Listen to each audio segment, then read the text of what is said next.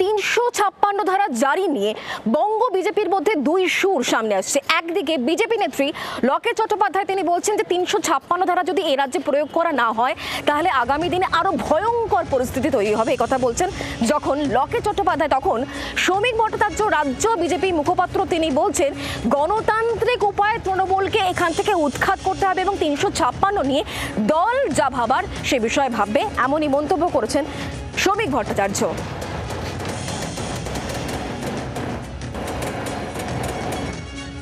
তো যদি এখানে রাষ্ট্রপতি শাসন যদি কড়া করে এখানে না ধরা হয় তাহলে কিন্তু আমাদের আগামী দিন কিন্তু খুব ভয়ঙ্কর আসছে, সাংঘাতিক ভয়ঙ্কর। আমি ভোটের কথা বলছি না, আমি বলছি মানুষের বাঁচার অধিকার রয়েছে। আপনি বলবেন স্বরাষ্ট্রমন্ত্রীকে আবেদন জানাবেন রাষ্ট্রপতি শাসন নিশ্চয়ই রাজ্যপাল জানিয়েছেন এবং আমি তাকে সহমত, আমি সাপোর্ট করি। সেখানে একজন নাগরিক হিসাবে, বাংলার একজন মানুষ হিসাবে নিশ্চয়ই আমি জানাবো।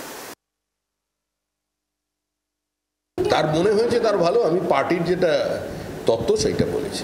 এখন সিচুয়েশন কি, আপনারা কি মনে করছেন তাহলে কি হওয়া উচিত? সেটা পার্টি বসে সিদ্ধান্ত নেবে, কোনো ব্যক্তিগত মতামত তো কিছু হবে না। পার্টি একসঙ্গে বসে সিদ্ধান্ত নেবে তার পশ্চিমবঙ্গ বিজেপির কি স্ট্যান্ড হবে সেটা ঠিক করবে।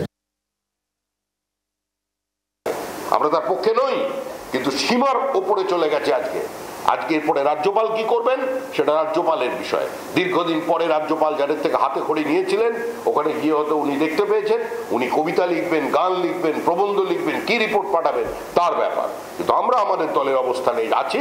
আমরা মনে করি যে আমরা বিধানসভার ভিতরে, বিধানসভার বাইরে আমরা আছি, আমরা কোর্টে আছি, আমরা মাঠে আছি এবং আমরা তৃণমূল কংগ্রেসকে গণতান্ত্রিক ব্যবস্থার মধ্যে দিয়ে ছড়িয়ে দেব।